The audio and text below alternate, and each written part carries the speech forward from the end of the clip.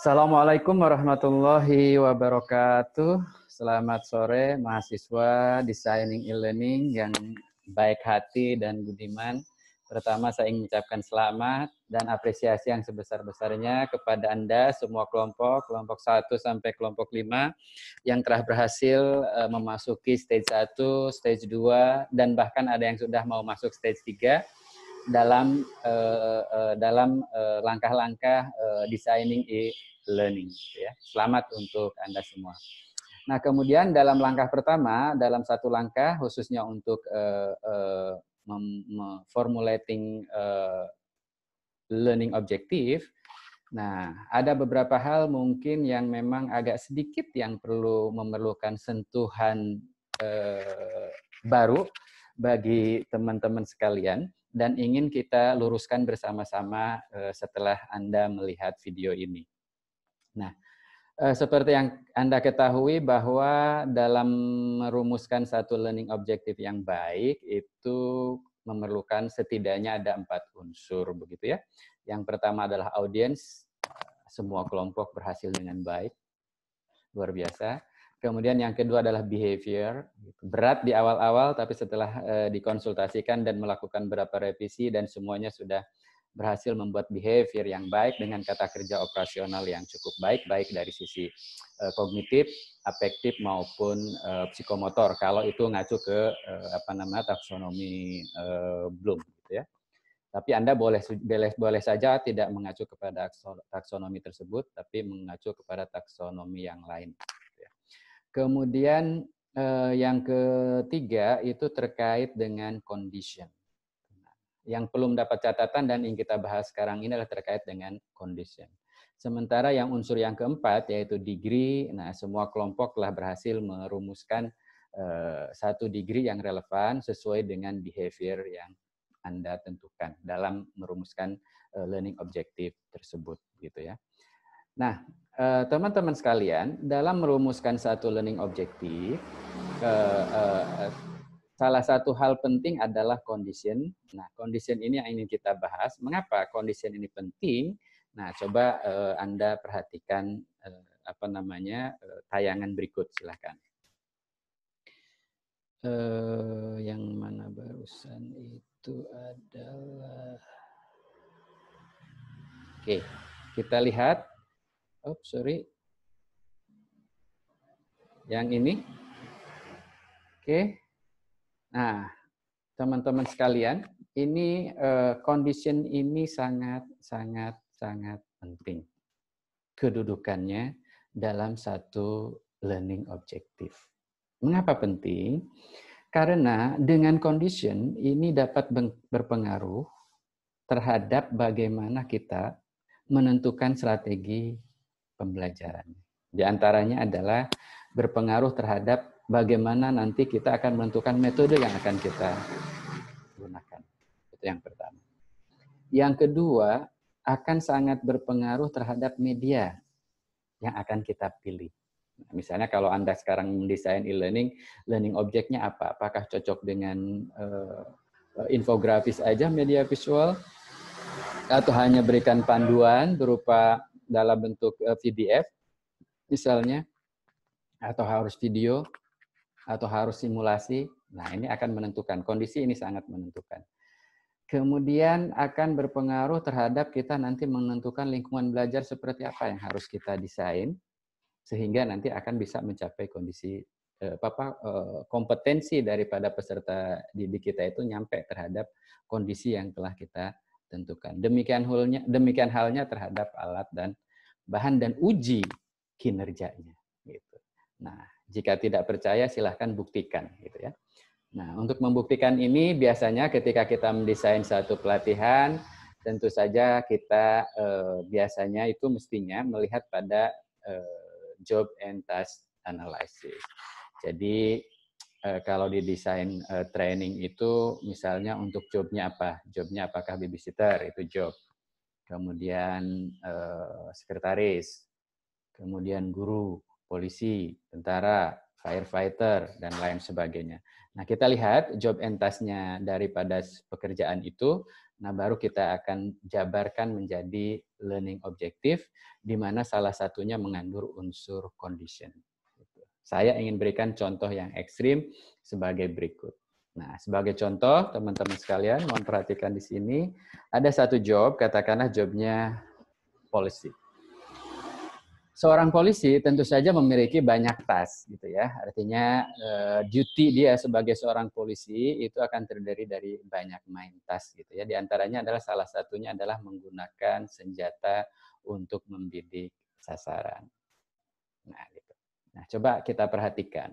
Ketika tasknya seorang polisi adalah menggunakan senjata untuk membidik sasaran, maka salah beberapa rumusan learning objective atau mungkin terminal learning objective maupun enabling learning objective-nya adalah misalnya yang seperti yang di atas. Yang pertama, seorang kadet polisi dapat menembak sasaran dengan senjata laras pendek kaliber XXX. Nah, saya nggak hafal karena saya bukan polisi, jadi kaliber 50 atau kaliber berapa milimeter dan lain sebagainya. Senjata laras pendek kaliber XXX terhadap sasaran diam dengan tepat. Di sini audiensnya sudah jelas, kadet polisi atau taruna polisi. Behavior-nya menembak sasaran. Degree-nya dengan tepat. Tapi di sini yang jadi permasalahan adalah kondisi. Kondisinya pertama senjatanya laras pendek, kalibernya adalah XXX, sasarannya adalah diam. Nah, kalau misal rumusannya seperti ini, maka akan berpengaruh terhadap metodenya nanti. Kan begitu kan? Maka metodenya di samping diberikan demonstrasi, dia harus mempraktekkan langsung, kan gitu ya.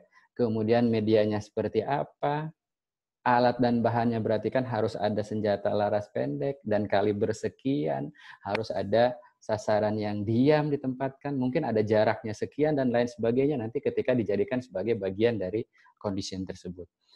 Atau misalnya seorang kadet polisi dapat menembak sasaran dengan senjata laras pendek kaliber sama, terhadap sasarannya bergerak. Kalau tadi sasarannya diam, sekarang sasarannya bergerak dengan tepat. Nah, ini akan berpengaruh terhadap strategi pembelajarannya. Kan itu ya. Demikian pula halnya dengan contoh nomor 3. Nomor 3 ya. Seorang kadet polisi dapat menembak sasaran dengan senjata laras pendek kaliber XXX terhadap sasaran bergerak dengan tepat sambil mengendarai sepeda motor, gitu ya. Berarti tingkatnya agak lebih tinggi. Nah, dengan rumusan kondisi yang seperti ini, kondisi yang seperti yang Anda buat, maka nanti strategi pembelajarannya juga akan berbeda. Metodenya akan lain, media yang digunakan akan lain, alat dan bahan yang harus siapkan seperti apa. Mengujinya juga berarti kan harus ada sasaran bergerak, dia sambil mengendarai sepeda motor, kalibernya senjatanya pendek, kalibernya XX. Nah, begitu pula nanti dinaikkan lagi kaliber senjatanya laras panjang, kalibernya berbeda, sasarannya bergerak, ya kan? Kondisi lainnya dia sambil salto, sambil lari, sambil dari atas pesawatnya helikopter. Nah, gitu kira-kira. Ini bisa bermacam-macam variasi dari kondisi. Nah, dengan memvariasikan kondisi dengan baik, Bapak dan teman-teman sekalian, ini kita akan dapat menentukan seberapa tinggi, seberapa tinggi level kompetensi yang harus dikuasai oleh seseorang tersebut untuk dapat dia mampu melakukan pekerjaan yang sesuai dengan pekerjaan yang akan kita lakukan. Gitu ya. Oke. Saya ambil contoh dari beberapa teman seperti ini. Coba kita perhatikan. Dalam merumuskan satu tujuan pembelajaran, biasanya yang terjadi, ini entah yang salah dosennya, atau entah yang salah mahasiswa yang malas membuat itu dan lain sebagainya adalah biasanya membuat satu kondisinya seperti ini. Setelah mengikuti pelatihan, peserta pelatihan dapat bla bla bla bla bla bla. Nah, itu tidak menunjukkan kondisi yang ideal. Pelatihan, berarti kan hanya dengan pelatihannya kayak gimana? Nah, itu ya harus lebih spesifik kondisi ini. Semakin spesifik kondisi Semakin variatif kondisi kita buat, maka semakin besar kemungkinan kita sudah mengarahkan kepada peserta belajar kita, atau peserta didik kita, atau peserta pelatihan kita, untuk memperoleh kompetisi yang harus dia miliki. Gitu ya. Jadi di sini peranan condition ini ternyata sangat-sangat penting. Coba lihat contoh yang pertama. Diberikan materi pada saat pelatihan. Calon babysitter dapat memodifikasi pemenuhan gizi bayi sehat dengan baik. Oke, audiensnya sudah jelas, calon babysitter. Behaviornya memodifikasi pemenuhan gizi bayi sehat. Degree-nya dengan baik. Oke, ini kan tidak bisa tepat lah kalau yang ini artinya baik gitu ya. Tapi kalau kondisinya hanya diberikan materi pada saat latihan, ini tidak spesifik. Tidak juga menuntut kompetensi apa yang harus dia capai ketika dia memodifikasi pemenuhan gizi tersebut. Gitu ya. Nah, coba lihat contoh yang kedua. Diberikan kasus X, Y, XXX, Y, Z, Z, Z, Z, Z. Nah, berarti kasus-kasus pemenuhan gizi ini harus lebih spesifik, jangan XXX, Y, Z, Z ya, bagi kelompok Anda yang kebetulan materi e-learning yang akan dikembangkannya adalah pelatihan calon babysitter. Jadi kasus A, kasus B, atau kasus C gitu misalnya ya. Calon babysitter dapat memodifikasi pemenuhan gizi bayi sehat dengan baik. Nah, kalau kondisinya kita atur, kita harus tahu sebenarnya kompetensi seorang calon babysitter terkait dengan tugasnya dia memodifikasi pemenuhan gizi itu sampai yang mana nih? Nah, karena saya tidak ahli di bidang ini, saya tidak bisa memberikan kasusnya apa saja. Tapi bagi Anda yang menguasai hal ini akan kelihatan. Nah, itulah sebabnya ketika kita nanti sedang mendesain satu sistem pembelajaran, kita bekerja dengan subject matter expert atau ahli substansi materi itu. Maka berikanlah kasus begini, maka modifikasinya begini. Kalau kasusnya kayak gini, modifikasinya begini. Kalau kasusnya kayak gitu, modifikasinya begitu, dan lain sebagainya. Bisa saja nanti dari sekian banyak kasus, ketika ujiannya nanti kan, dari katakanlah ada lima bentuk modifikasi, 5 bentuk kasus yang harus dia sanggup. Misalnya kalau nanti seorang calon babysitter itu dapat memodifikasi di atas 80% dengan baik untuk semua kasus itu, maka dia lulus. Tapi kalau dia 5 kasus misalnya 3 kasus gagal, 2 kasus benar, nah itu berarti kan tidak lulus. Ya, ini salah satu pengaruh daripada condition yang kita tetapkan di sini. Nah, kalau kasusnya adalah diberikan materi pada saat pelatihan, maka metodenya nggak jelas. Mau seperti apa? Metode apapun berarti ya nggak apa-apa, kan gitu. Tapi kalau sudah seperti nomor yang 2 ini, maka di metodenya nanti akan dibuat kasus A, diberikan contohnya.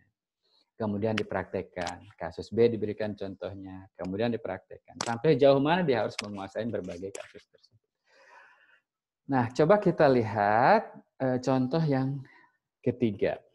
Nih, ini masih calon babysitter ya, nggak apa-apa. Diberikan salah satu tugas seorang babysitter itu kan misalnya handling tantrum. Jadi kalau anak tantrum handling ini kan penting nih bagi seorang babysitter. Kenapa? Karena kebiasaan anak-anak itu ngamuk. Tantrum. Nah, ngamuk itu untuk karakteristik anak misalnya hiperaktif akan berbeda dengan karakteristik anak yang reguler. Yang autis akan lain. Kemudian dan lain sebagainya, ada berbagai hal begitu ya. Nah, berarti diberikan beragam contoh video kasus tantrum handling. Nah, berarti kan seorang penyedia program pelatihan tersebut harus memiliki video-video kasus tantrum handling. Nah, gitu.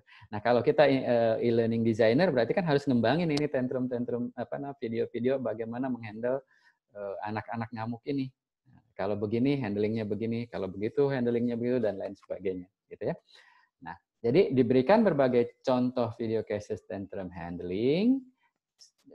Calon babysitter berarti audiens dapat menerapkan cara efektif mengatasi anak mengamuk, ya, itu kan behavior dengan baik, degree sesuai dengan karakteristik tantrum itu sendiri. Itu degree-nya.